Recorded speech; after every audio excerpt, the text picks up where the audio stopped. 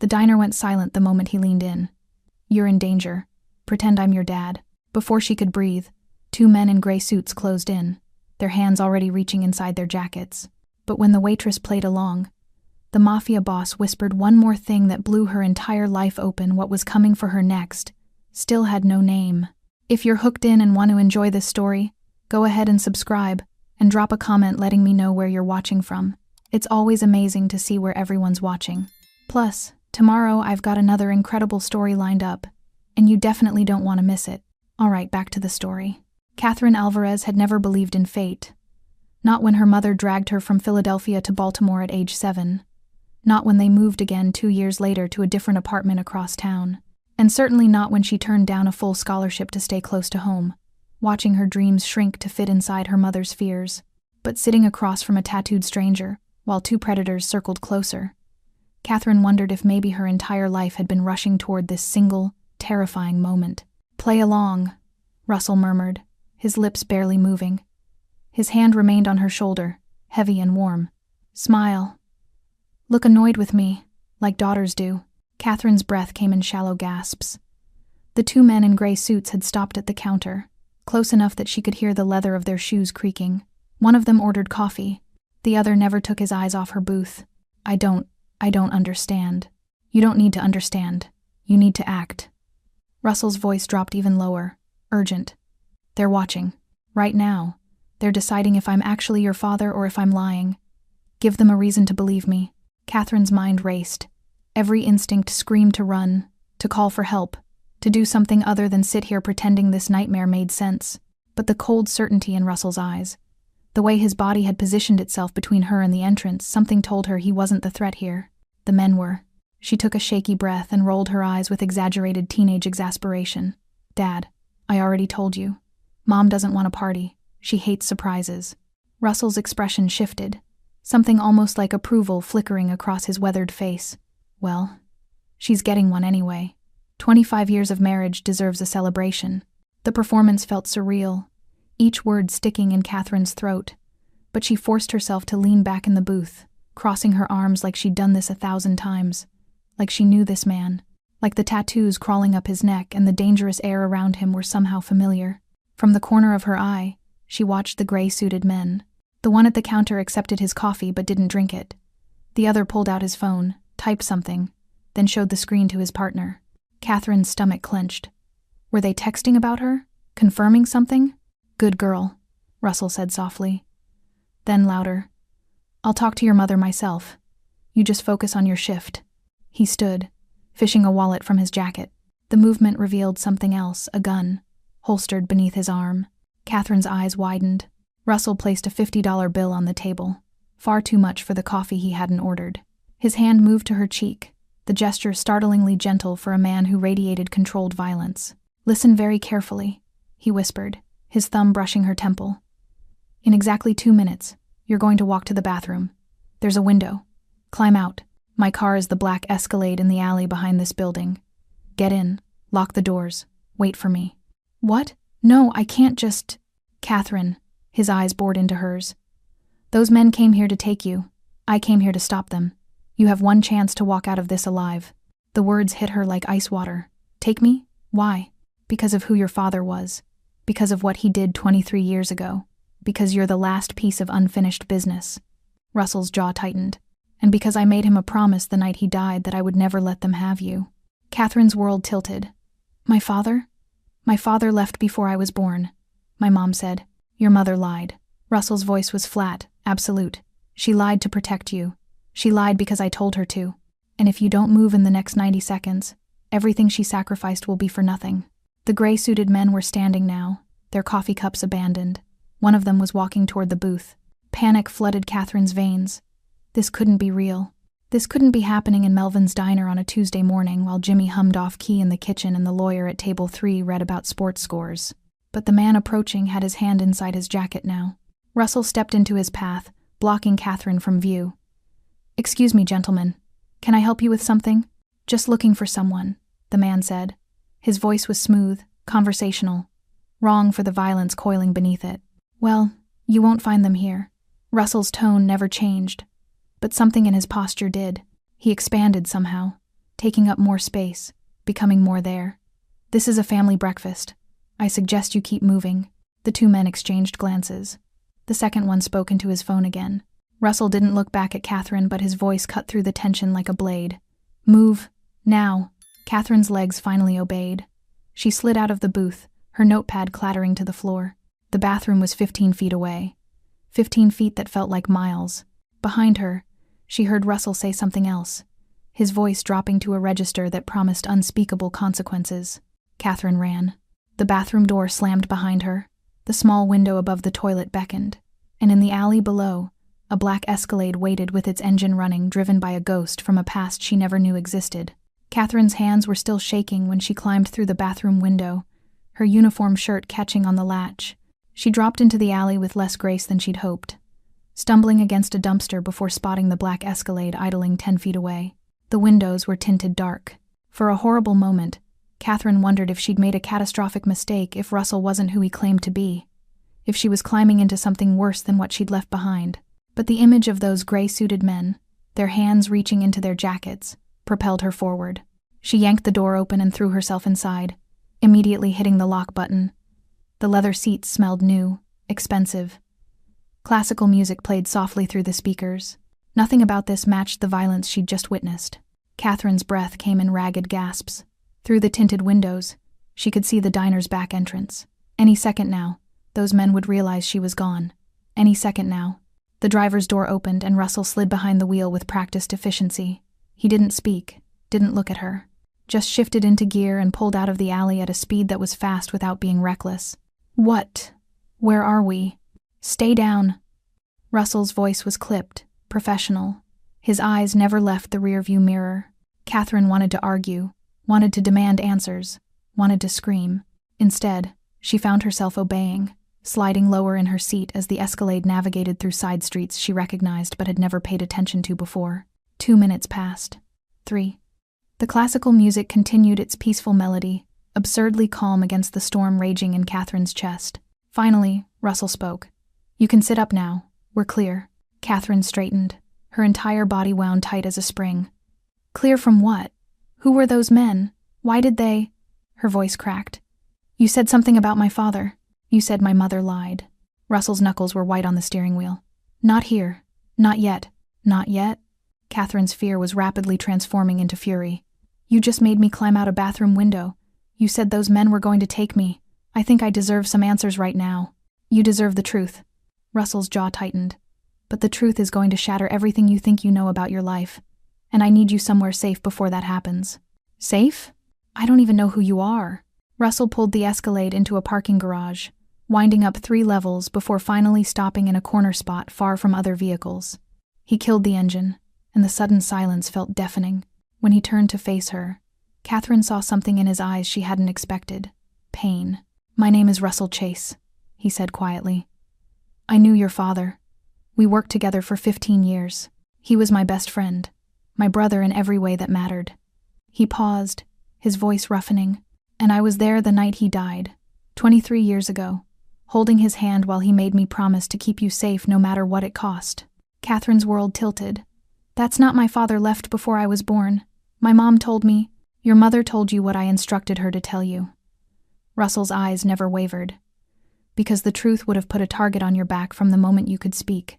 Because the people your father betrayed don't forgive. They don't forget. And they sure as hell don't let debts go unpaid." "Debts?" Catherine's voice was barely a whisper. "What kind of debts?" "The kind paid in blood." The words hung between them, heavy and terrible. Catherine's mind raced through memories, her mother's paranoia, the constant moving, the way Linda would freeze whenever a car parked too long outside their building. The pieces were clicking together, forming a picture Catherine didn't want to see. "Those men in the diner," she said slowly. "They're the ones my father betrayed? They work for them, the Salazar cartel." Russell leaned back, his shoulders carrying the weight of decades. "Your father and I ran operations for them once. Moved money, protected shipments, handled problems. But when they asked us to move a different kind of cargo, children, your father said no." Catherine's stomach lurched. "Children?" "He didn't just say no. He stole evidence. Documentation of their trafficking operation, names, routes, everything needed to bring them down." Russell's voice was hollow. He was going to turn it over to the FBI, but they found out before he could. They executed him in a warehouse down by the docks, made it look like a robbery gone wrong. Tears burned Catherine's eyes. And my mother? Was pregnant with you. I got her out that same night. New identity, new city, new life. We've been moving you every few years to stay ahead of their searches. Russell pulled something from his pocket, a burner phone. This is for you. Keep it charged. Keep it with you. When things go bad, you call the only number programmed in there. When things go bad? Catherine's voice rose. When? Russell's expression was grim. Those men saw you today. They know where you work, where you live. He met her eyes. Catherine, I'm sorry, but your quiet life just ended. The cartel has been looking for you for 23 years. He started the engine again. And now they've found you. Catherine stared at the burner phone in her trembling hands. The black plastic felt foreign, dangerous, like holding evidence of a crime she didn't commit. Outside the Escalade's windows, the parking garage's fluorescent lights cast everything in sickly yellow, making the whole conversation feel like a fever dream. I need to go home, she said finally, her voice hollow. I need to talk to my mother. She needs to tell me the truth herself. Russell's expression darkened. Going home is the worst thing you could do right now. I don't care. Catherine's grief was hardening into something sharper. 23 years. 23 years of lies. Of moving every time I made friends. Of her checking locks and looking over her shoulder and making me feel crazy for wanting a normal life. Her voice cracked. She owes me the truth, to my face. Russell was quiet for a long moment, his scarred hands resting on the steering wheel. When he spoke, his voice carried the weight of old regrets. Your mother did what I told her to do. Every move, every lie, every terrified moment that was me trying to keep you alive. If you're angry, be angry at me. Oh, I am, Catherine's eyes flashed. But she's the one who looked me in the eye every day and pretended my father was some deadbeat who abandoned us. She let me hate him. She let you hate him because hate is easier than grief. Russell started the engine.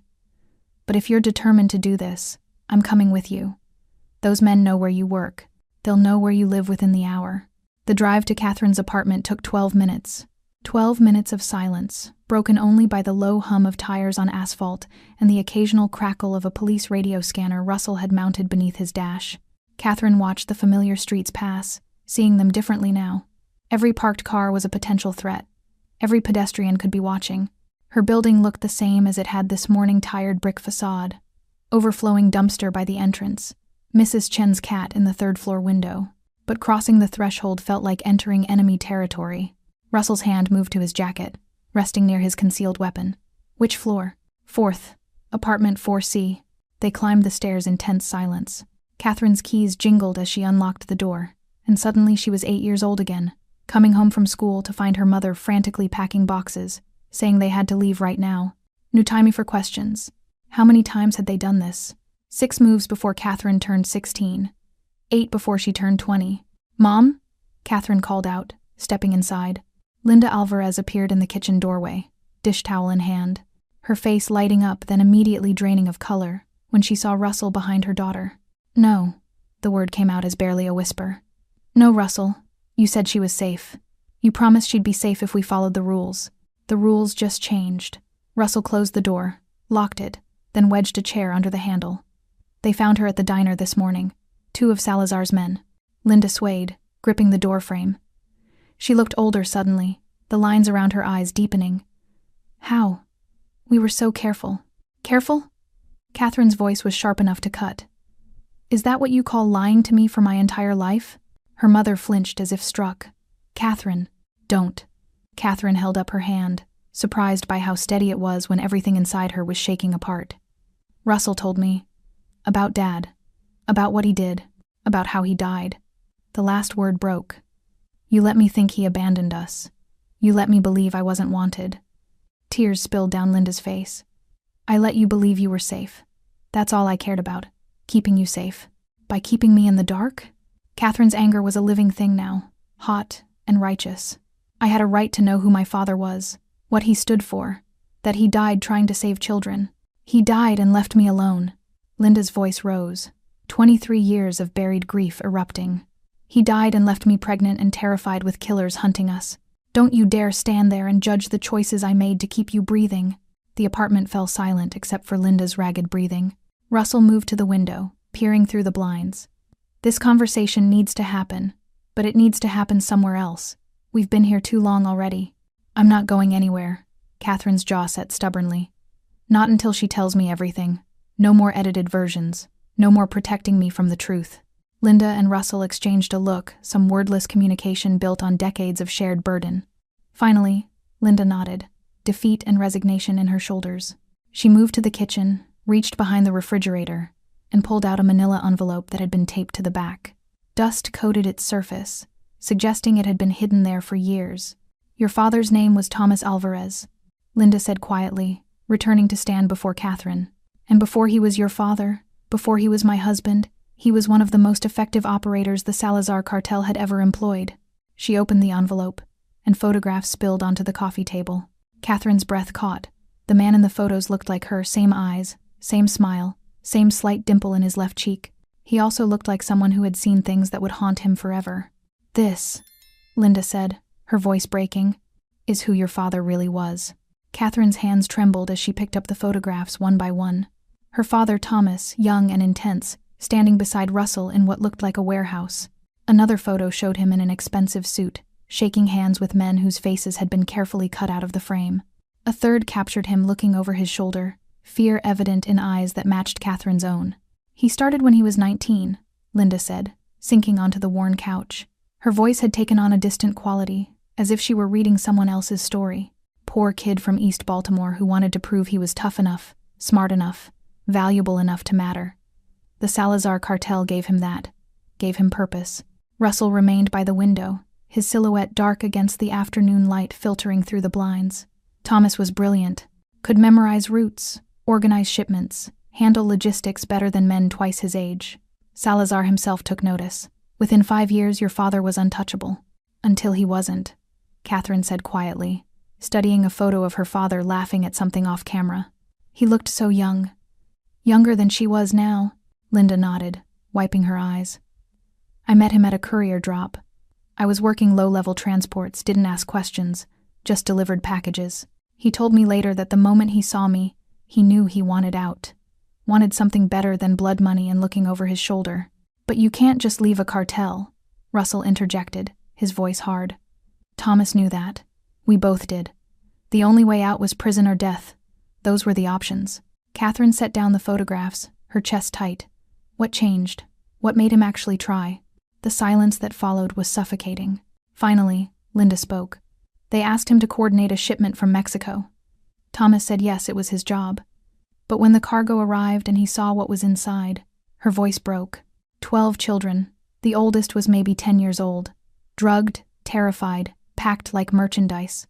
Catherine felt bile rise in her throat. Your father came home that night and threw up for an hour, Linda continued. I'd never seen him like that, broken. He kept saying, I can't, Linda.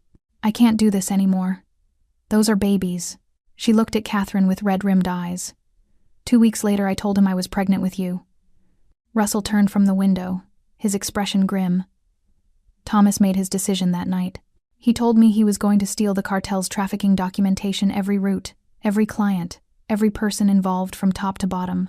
Said he was going to hand it over to the FBI and disappear with Linda before the dust settled. But he trusted someone he shouldn't have. Catherine guessed, the pieces falling into place with horrible clarity. He trusted his handler, a man named Victor Salazar, nephew to the cartel's leader. Russell's jaw clenched. Victor found out about the stolen files 3 days before Thomas planned to run. They took him to a warehouse, tortured him for the location of the evidence. When he wouldn't talk, they executed him. Linda's sob was raw, grief as fresh as if it had happened yesterday. I was 7 months pregnant. Russell showed up at our apartment at 2 a.m, covered in blood. He told me Thomas was gone. Told me I had to leave immediately that night. No questions, no goodbyes. Catherine's vision blurred with tears. The evidence. Did they find it? No. Russell's voice carried a note of grim satisfaction. Thomas died protecting its location, which means the cartel has spent the last 23 years searching for it, and searching for anyone who might know where it is. Me, Catherine whispered. They think I know. They think you might lead them to it eventually. Or they think your mother told you something before she dies. Or, Russell hesitated. They think you are it. Catherine's head snapped up. What? Linda reached across the coffee table, grabbing Catherine's hand with desperate strength. Your middle name, the one I made you hide, the one I told you never to write on official documents, the one I said was bad luck in our family. Soledad, Catherine said slowly. You told me it was my grandmother's name, but that I lied. Linda's grip tightened. Your middle name is the password. Thomas encoded the evidence with it before he died. That's why I could never let you use it. Why I panicked every time a teacher asked for your full legal name. Why we moved every time someone got too curious. The apartment felt too small suddenly, the walls closing in.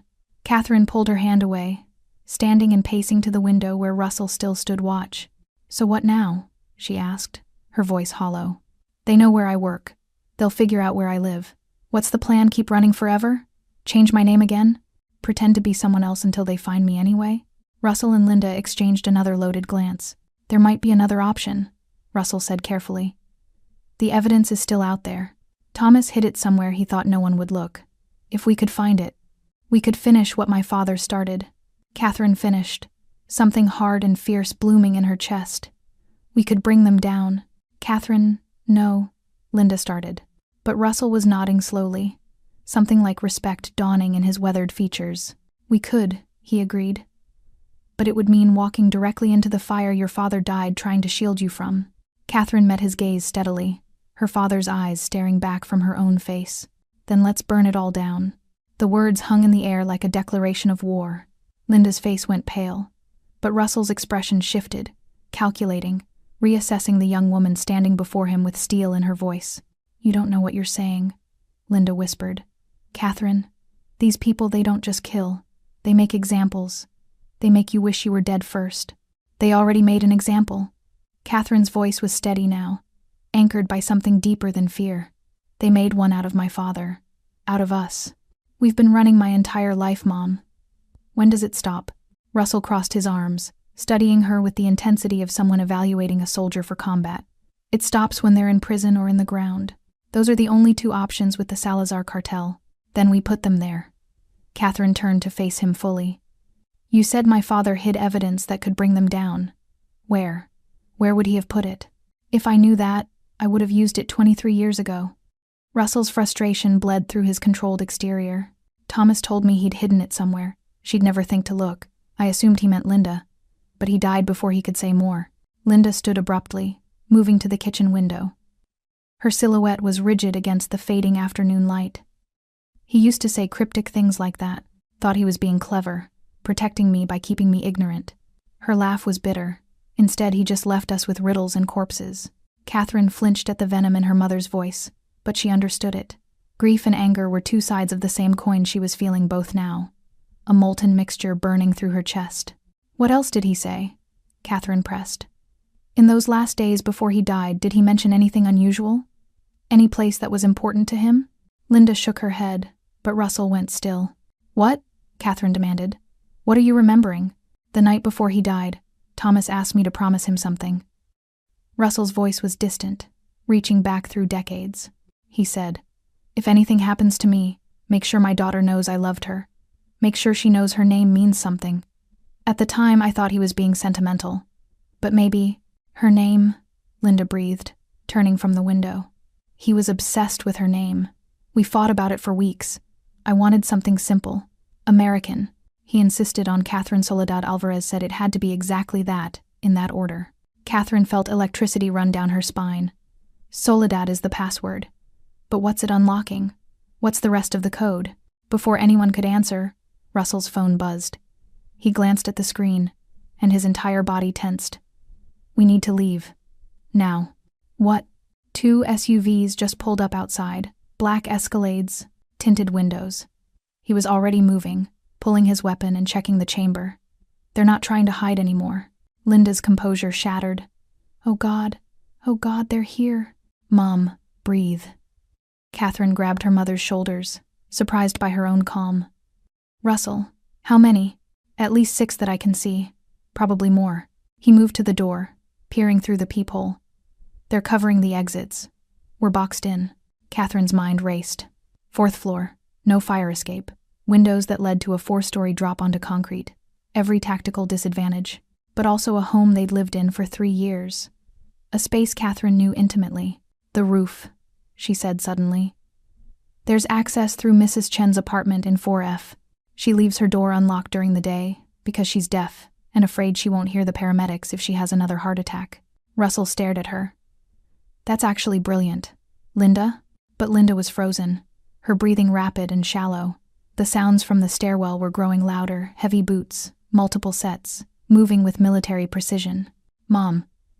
Catherine grabbed her mother's face, forcing eye contact. I need you with me. Dad protected us for as long as he could. Now it's our turn. Can you run? Something shifted in Linda's eyes. The fear didn't disappear, but it was joined by something fiercer maternal instinct, the same force that had kept them alive for 23 years. I can run, she said. Russell was already at the door. On my signal. Straight to 4F. No hesitation, no looking back. I'll cover the hallway. Catherine's heart hammered against her ribs. This was insane. This was suicide. This was... The door to the stairwell burst open. Voices shouted in Spanish. Now! Russell yanked open their apartment door. They ran. The hallway stretched impossibly long. Catherine's sneakers squeaked on the linoleum. Behind her, her mother's labored breathing. Ahead, Mrs. Chen's door, with its faded welcome mat and jade plant. Gunfire erupted. Catherine didn't think, just grabbed her mother and dove through Mrs. Chen's unlocked door as bullets punched holes in the wall where her head had been seconds before. Russell followed, slamming the door and shooting out the lock to buy them seconds. Mrs. Chen sat in her recliner, oblivious, with her TV volume on maximum, a game show blaring. Roof access where? Russell barked. Catherine pointed to the utility closet. Inside, a ladder led up to a hatch. More gunfire. The door wouldn't hold. Russell went first, then helped Linda up. Catherine was halfway up the ladder when she heard it, her mother's voice, cracking with emotion she'd suppressed for decades. He would be so proud of you, baby. Your father would be so proud. Catherine climbed into darkness, the words burning in her chest like a promise. Or a prayer. The rooftop air hit Catherine's lungs like ice. Night had fallen while they'd been trapped inside, the city lights sprawling below them in a grid of false safety. Russell was already moving, scanning the neighboring rooftops with tactical efficiency. There, he pointed to a fire escape 2 buildings over. We jump to that roof, take the fire escape down, steal a car from the street. 5 minutes and we're gone. Linda stared at the gap between buildings, maybe 6 feet of empty air and 40 feet of fatal drop. I can't, Russell, I can't. You can and you will. His voice was iron.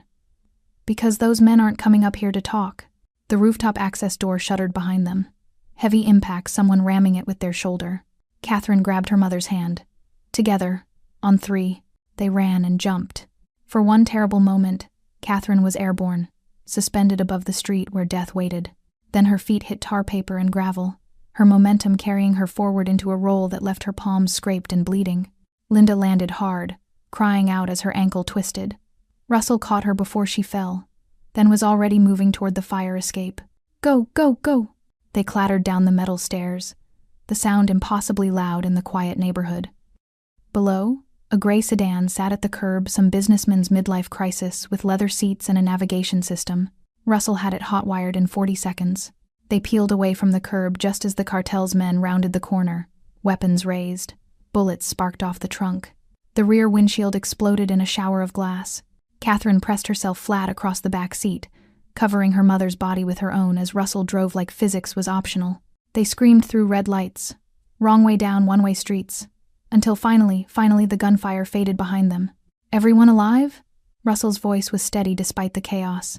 Alive, Catherine managed, sitting up. Her mother was crying silently, her ankle already swelling purple. Russell's phone buzzed. He glanced at it, his expression darkening. It's a message, from someone using your father's old contact protocol. What does it say? Catherine demanded. You want the evidence? Come to Pier 47. Midnight. Come alone or the girl dies screaming like her father did. Russell's knuckles whitened on the steering wheel. It's a trap. Obviously, Catherine said. But it's also bait we can't ignore. Someone out there knows about the evidence. Maybe someone who knew my father. Or someone who killed your father and wants to finish the job. Russell pulled into an abandoned lot, killing the engine. Catherine, you can't seriously be considering. I'm not considering. I'm going. Her voice was steel. This is the first real lead we've had. Someone reached out specifically. Someone who knows the protocol. That means something. Linda grabbed her daughter's arm, her grip desperate. Baby, please. We can run. We can disappear. Russell knows people, safe houses. And run forever? Catherine pulled free, gentler than her words. Mom, I'm 23 years old. When do I get to stop being afraid? When do I get to actually live? The question hung in the stolen car, unanswerable. Russell checked his watch. It's 10:30 now. Pier 47 is 20 minutes south. If we're doing this, and I can't believe I'm saying this, we need a plan better than walking into an ambush. So we don't walk in. We scout first. High ground, surveillance, backup escape routes. Catherine spoke with a confidence she didn't feel but needed to project. You taught me that last year when you were coincidentally at the same shooting range as me 3 weeks in a row. Russell's eyebrow raised. You knew about that? I've known someone was watching me since I was 16. I just didn't know it was you. Catherine met his gaze. Teach me, right now, whatever I need to know to survive the next 90 minutes. What followed was the most intense crash course of Catherine's life. Russell pulled weapons from hidden compartments in the stolen sedan, a spare pistol, magazines, a knife. He showed her proper grip, sight alignment, trigger discipline, made her practice reloading until her hands moved without thinking. You aim for center mass. Not the head, not the legs. Center mass. Biggest target, hardest to miss. His voice was clinical, detached. You fire until the threat stops moving. No warning shots, no hesitation. Someone comes at you with intent to harm. You put them down. Catherine's hands trembled around the unfamiliar weight of the Glock. I don't know if I can. You can't know until the moment arrives. Russell's expression softened fractionally. Your father was the same way. Gentle man with a poet's soul. But when people he loved were threatened, he became something else entirely. He placed his hand over hers on the weapon. That capacity is in you too, Catherine. I see it. The question is whether you'll access it in time. Midnight approached like an execution date. They drove to the marina in tense silence, Linda clutching a rosary Catherine didn't know she owned. The piers stretched into darkness, water lapping against concrete pylons. Pier 47 was the furthest one out, isolated, perfect for an ambush. Russell parked 3 blocks away. I go in first. You stay with your mother. If anything goes wrong. If anything goes wrong, we're all dead anyway. Catherine checked her weapon one last time. So let's make sure nothing goes wrong. They moved through shadows toward the pier, where someone enemy or ally waited with answers written in blood. The pier stretched into darkness like a gangplank. Catherine crouched behind a shipping container, her borrowed Glock heavy in her grip, watching Russell move through shadows with the fluid grace of someone who'd done this 1,000 times before. Pier 47 was quiet. Too quiet. No cars, no figures waiting, just the rhythmic slap of water against wood and the distant cry of a gull. Russell signaled all clear, but his body language screamed caution. He approached the end of the pier where a single folding chair sat in a pool of lamplight, something rectangular resting on its seat. An envelope. Catherine's instincts screamed trap, but Russell was already reaching for it, his weapon trained on the surrounding darkness. He tore it open, his face illuminated by the lamplight as he read. Then he went completely still. Russell? Catherine whispered into the cheap burner phone he'd given her. What does it say? His voice came back hollow, stunned. It's from Thomas, your father, written the day before he died. The world tilted. Catherine stood without thinking, abandoning her cover position. Her mother's sharp intake of breath behind her went ignored. She crossed the pier in a run, her footsteps echoing off the water. Russell handed her the letter wordlessly, his expression unreadable. The paper was yellowed with age, the handwriting slightly smudged but still legible. Russell, if you're reading this, I'm already gone. I'm sorry, brother. Sorry for the burden I'm about to place on you. Sorry for the life you'll have to live in the shadows, protecting my family instead of building your own. The evidence is hidden where Linda first told me she was pregnant. The bench overlooking the harbor where I promised her we'd build something clean, something good. Underneath the 3rd plank from the left. The password is our daughter's full name, every letter counts. Catherine Soledad Alvarez. Tell her it means pure solace in the language of our people. Tell her she was my redemption. The Salazars will never stop hunting, but if the evidence reaches the right hands, my family might finally be free. That's all I ever wanted, for them to be free. Protect them, Russell. Protect her. Your brother until death and beyond. Thomas. Catherine's vision blurred. Her hands shook so badly Russell had to steady the paper. Behind her, Linda's footsteps approached uneven because of her injured ankle, but determined. "Let me see it," Linda whispered. Catherine handed her mother the letter and watched 23 years of carefully constructed walls crumble. Linda read it once, twice, then pressed the paper to her chest like she could absorb her dead husband's words through her skin. "The bench," Linda choked out. "Harbor Park, near the lighthouse. We used to go there every Sunday morning before—" Her voice broke. "Before everything went to hell." Russell was already moving, scanning the darkness with renewed urgency. "This letter didn't appear here by accident. Someone wanted us to find it. Someone who knew where Thomas hid it all these years. Or someone who wants us to lead them straight to it," Catherine said, her tactical training kicking in despite the emotional maelstrom. "This could still be bait." "It's bait," Russell agreed. "But it's also the only real lead we've got." They returned to the stolen sedan in tense silence, hyper-aware of every shadow, every distant car engine. Linda clutched the letter like a lifeline, tears streaming down her face unchecked. Once they were moving, Catherine finally asked the question burning in her chest. "Mom, the bench where you told Dad about me. Tell me about that day." Linda was quiet for so long Catherine thought she wouldn't answer. Then, softly, "It was March, early morning, cold enough to see your breath.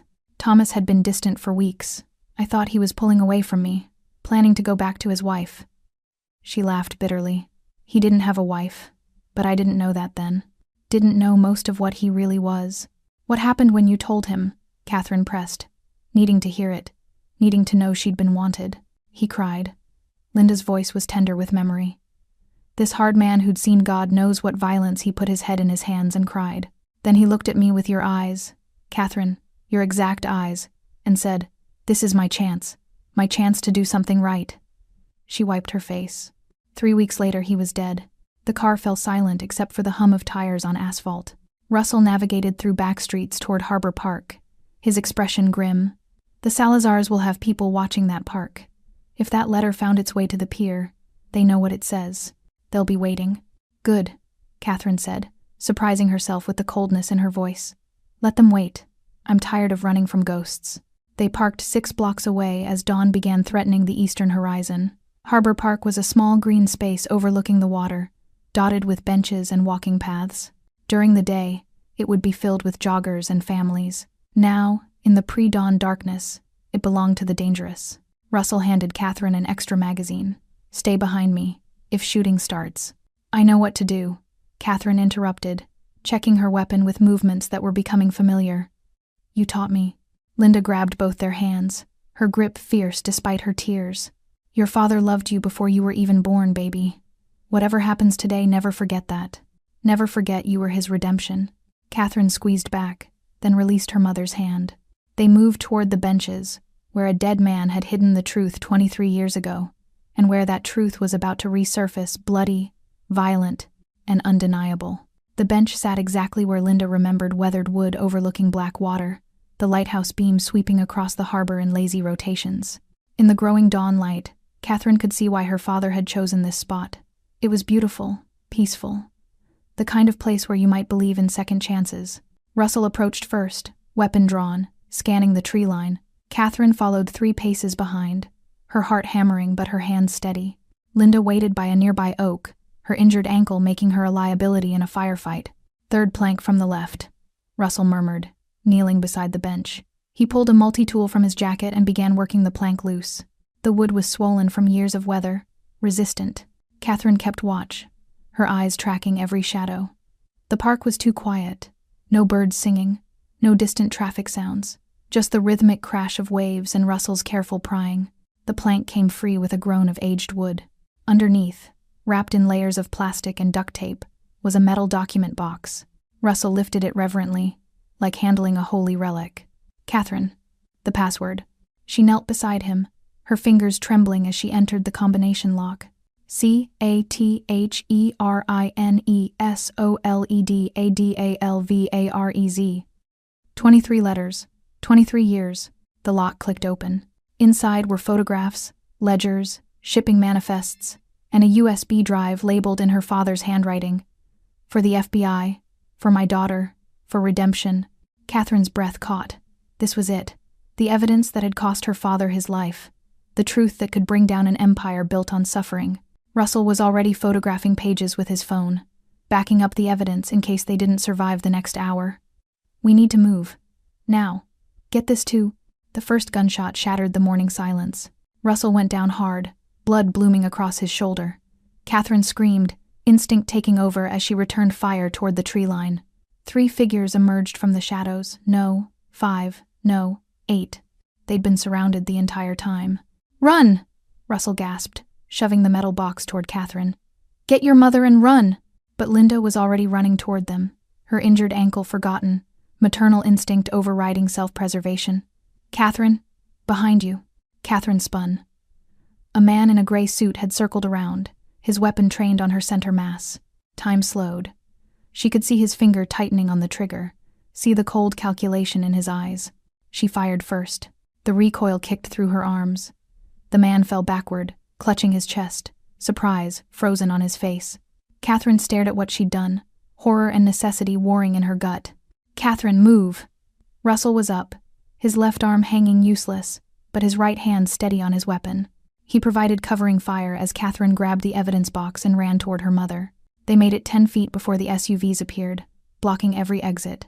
Black Escalades with tinted windows, boxing them in against the water. The back door of the center vehicle opened. The man who stepped out wore an expensive suit and an expression of weary disappointment. He was older than Catherine expected, maybe 60, with silver hair and the bearing of someone accustomed to absolute authority. Victor Salazar, the nephew who'd betrayed her father. "Catherine Alvarez," he said, his voice cultured, almost gentle. "You look so much like Thomas, it's startling. Same eyes, same stubborn jaw." He gestured at his men, who lowered their weapons slightly. "Please, let's not waste more lives today. Give me the box and walk away. You have my word, you'll be unharmed." "Your word?" Catherine's voice was raw with rage. "You tortured my father to death." "I did what the family required." Victor's expression remained calm.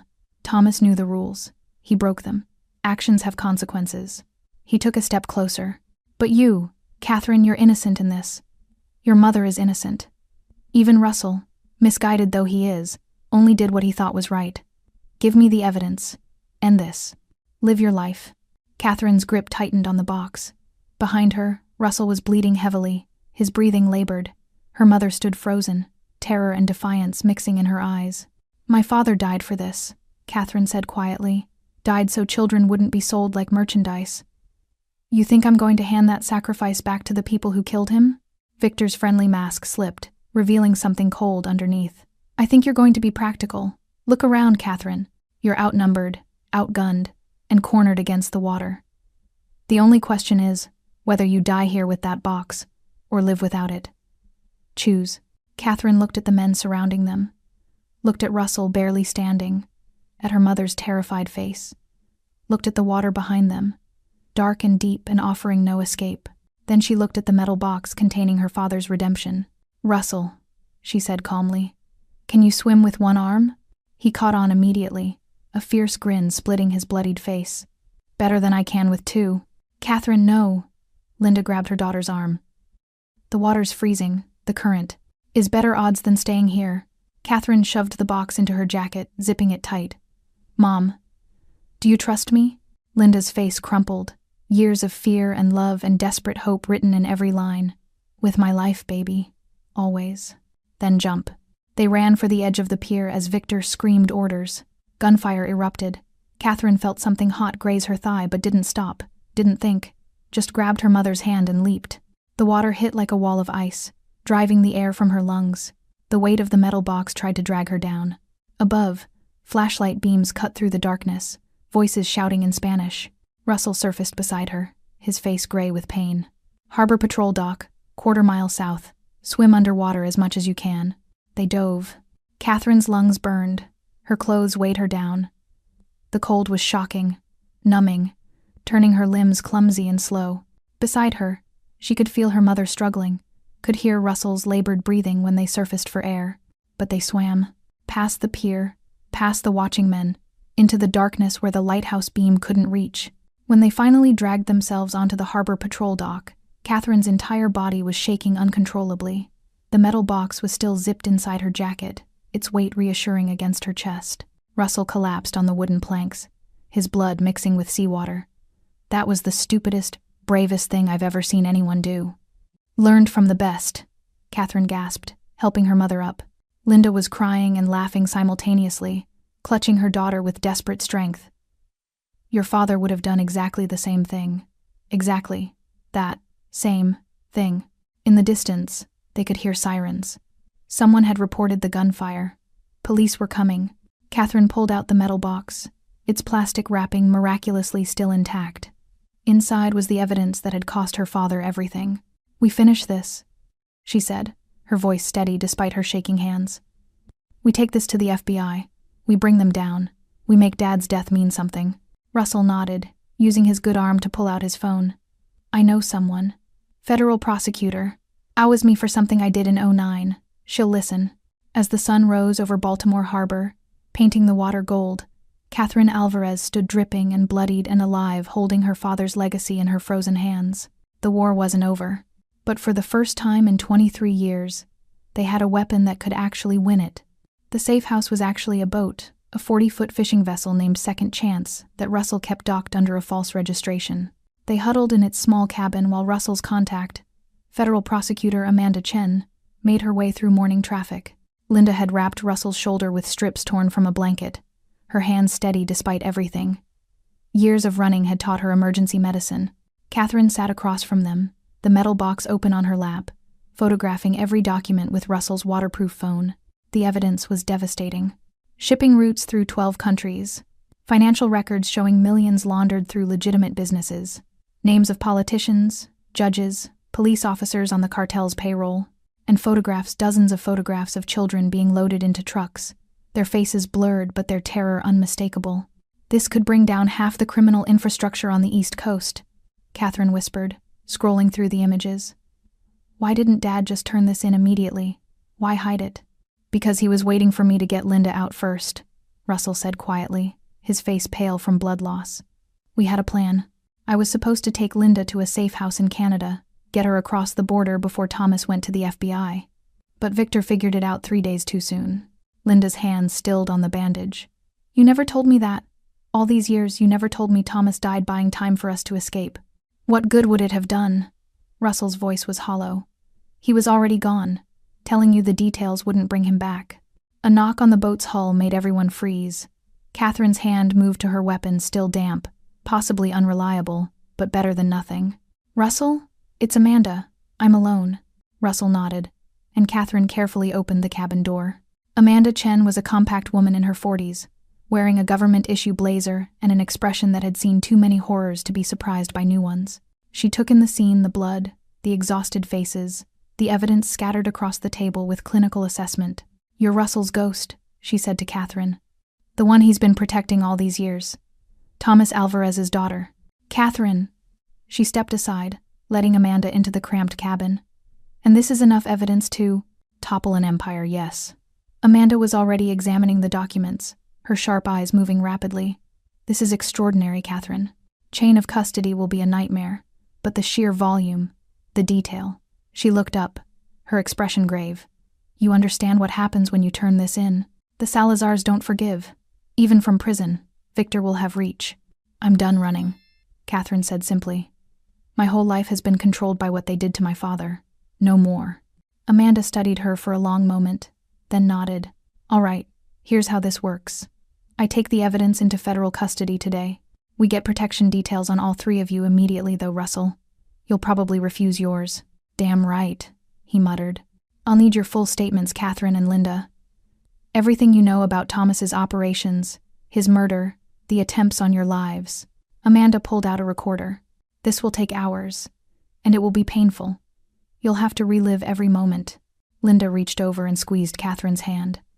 We've lived it every day for 23 years. At least now it'll serve a purpose.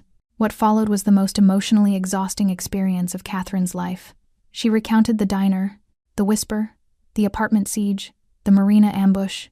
Linda spoke about Thomas for the first time without the buffer of lies, his tenderness, his guilt, his desperate hope that his daughter might have a better life than he'd given her. Russell filled in the operational details, names and dates and locations. 23 years of shadow work finally brought into the light. By the time Amanda's recorder clicked off, the sun was setting again.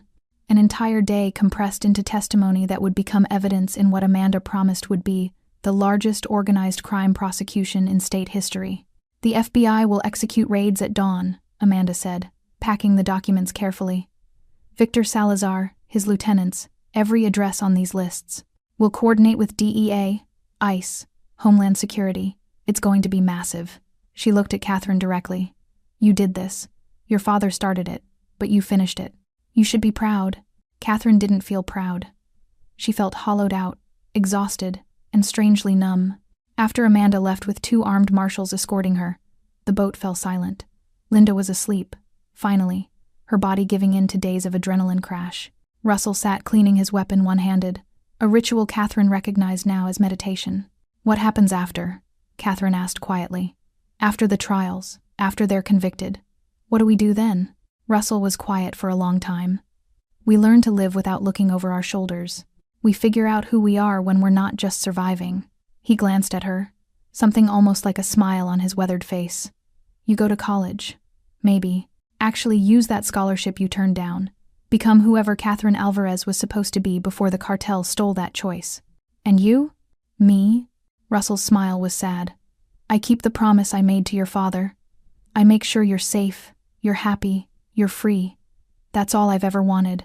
Catherine moved to sit beside him, this dangerous man who'd been her silent guardian for 23 years. "Russell, thank you for everything, for keeping his promise even when it cost you your own life." He didn't respond with words, just reached over with his good arm and pulled her into an awkward, one-armed hug that felt like the first honest embrace she'd received from a father figure in her entire life. Outside, the harbor water lapped against the boat's hull. Tomorrow, the FBI would strike. Tomorrow, the war would enter its final phase. But tonight, Catherine Alvarez allowed herself to simply be a daughter grieving the father she never knew, grateful for the guardian who'd taken his place, and finally believing she might actually survive to see what peace looked like. The raids happened at 5:47 a.m. on a Tuesday that would later be called the Tuesday Takedown in news reports. Catherine watched from a federal safe house. As news helicopters broadcast live footage, FBI agents in tactical gear flooding a warehouse in East Baltimore, the same warehouse where her father had died 23 years earlier. Victor Salazar was arrested in his waterfront home, still in his silk pajamas, his expression one of genuine shock. The cartel lieutenant who'd led the apartment assault was pulled from a barber's chair mid-shave. One by one, the names from her father's evidence list were taken into custody. 47 arrests in a single morning. Linda stood beside Catherine, gripping her daughter's hand so tightly it hurt. On TV, a reporter was breathlessly describing the largest coordinated strike against organized crime in Maryland history, showing footage of seized vehicles, weapons, cash, and children. 12 children recovered from a transport warehouse, ranging in age from 6 to 14. Catherine's vision blurred. Those children alive, safe, freed because her father had refused to look away, because he'd chosen to die, rather than let the cartel's evil continue unchallenged. "He saved them," Linda whispered, tears streaming freely. "Tommy saved them." Russell appeared in the doorway, his shoulder professionally bandaged now, his arm in a sling. "Amanda just called. Victor's already trying to make a deal. They're offering him witness protection in exchange for testimony against the Mexican operations." "Will they take it?" Catherine asked. "Hell no. Amanda wants maximum sentences across the board. She's got everything she needs from your father's evidence. Victor's just trying to save his own skin." Russell's expression was satisfied, predatory. "He's going to die in prison. They all are." The trials stretched across 6 months. Catherine testified 3 times, each appearance requiring federal marshals and bulletproof vests and routes that changed daily. She described the diner, the whisper, the men who'd hunted her. She identified faces in photographs, confirmed details from her father's documentation, and stood firm under cross-examination that tried to paint her as unreliable, traumatized, confused. She was all those things. But she was also Thomas Alvarez's daughter, and she'd inherited his backbone along with his eyes. Victor Salazar received 4 consecutive life sentences without possibility of parole. His lieutenants received between 15 and 40 years each. The trials uncovered 3 additional trafficking networks, leading to more arrests, more prosecutions, more children saved. Catherine's father's evidence became the foundation for a federal task force dedicated to dismantling human trafficking operations nationwide. On a cool morning in October, exactly 1 year after the whisper that changed everything, Catherine stood at Harbor Park. The bench had been replaced with a memorial plaque that read, "In memory of Thomas Alvarez, who chose courage over comfort and justice over survival. May we all be so brave." Beneath it, someone had left fresh flowers. Linda stood beside her daughter, older somehow, but lighter. The constant fear that had aged her prematurely was finally gone. She'd started therapy, started painting again, started rebuilding the life she'd abandoned 23 years ago. Russell stood slightly apart, giving them space but remaining close enough to protect, still keeping his promise, even though the threat was finally gone. "I got accepted," Catherine said quietly, "to the University of Maryland, criminal justice program. They're letting me start in January." Linda's smile was radiant with pride and relief. Tommy would be so proud. He'd be terrified, Catherine corrected with a small laugh. His daughter studying to become a federal prosecutor? After everything he did to keep me away from this world? He'd be proud, Russell said firmly, moving to join them at the memorial. "Because you're not running from it. You're facing it head on, trying to make it better." That's exactly what he did. Catherine traced the letters of her father's name. This man she'd never met but who'd shaped every moment of her existence. "I wish I'd known him, even just once. Even just long enough to say thank you." "He knew," Linda said softly, pulling her daughter close. "Somehow, baby, I think he always knew. The moment I told him I was pregnant, sitting right here on this bench, he knew you'd be extraordinary." They stood in silence, 3 survivors of a war they'd never asked to fight, watching the sun rise over Baltimore Harbor. Catherine's phone buzzed. A text from Amanda. "New trafficking case. Could use your insight when you're ready. No pressure." Catherine smiled, typing back, "I'm ready." She pocketed the phone and took one last look at her father's memorial. 23 years she'd been running from a legacy she didn't understand. Now she was running toward it, but on her own terms, in her own way. "Come on," she said to her mother and Russell. "I'm buying breakfast. Somewhere that's not Melvin's diner." They walked together toward the parking lot, 3 people who'd been broken by the same tragedy and somehow made themselves whole again through sheer stubborn survival. Behind them, the memorial plaque gleamed in the morning light, and if you believed in such things, you might say Thomas Alvarez was finally at peace. His daughter was safe. His evidence had saved lives. His sacrifice had meant something. And in the end, Catherine thought as she climbed into Russell's new car, this one legally purchased, that was all any parent could hope for, that their children would inherit not just their struggles, but their strength to overcome them. She had inherited both, and she would use them to build something her father had dreamed of but never lived to see. A world a little less dark, a little more just. A world where children like those 12 freed from the warehouse could grow up without fear. Catherine Alvarez drove into the daylight, no longer running from her past but carrying it forward, transformed from weight into wings. Thanks for sticking with this story till the end. If you enjoyed it, you're going to love the next one. It's packed with unexpected turns and heartfelt moments. Click the image on your screen to keep the journey going, and make sure to hit subscribe for more amazing stories. Drop a comment and rate this story from 1 to 10. I can't wait to see what you think.